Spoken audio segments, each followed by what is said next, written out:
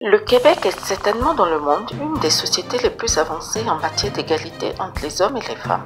Et pourtant, les femmes sont toujours sous-représentées en milieu politique. Nombreux sont encore les obstacles qui empêchent les femmes d'être élues. Mais le plus important ne serait-ce pas les femmes elles-mêmes? Quand on interpelle les femmes, et j'ai leur raison, souvent elles résistent, elles ne sont pas certaines, il y a beaucoup d'hésitation.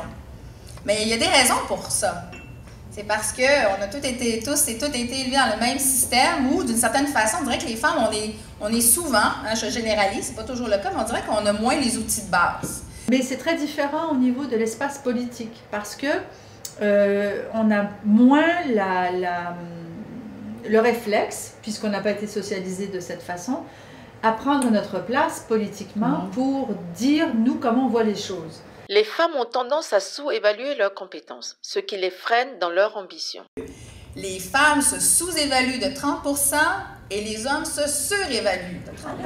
Moi, je me demande, qu'est-ce qu'il y a dans le lait des garçons là, quand ils sont bébés pour avoir cette assurance, cette capacité à se projeter? Pour assurer leur représentation dans les instances de pouvoir, les femmes réclament une mesure législative.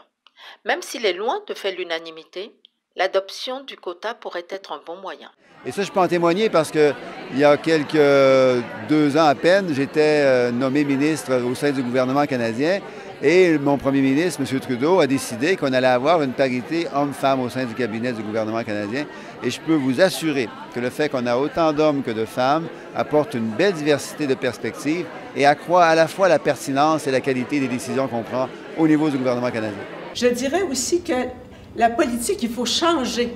La politique, plus il va y avoir de femmes qui accèdent au poste de pouvoir en nombre suffisant, plus la politique va devenir plus facile aussi pour les femmes.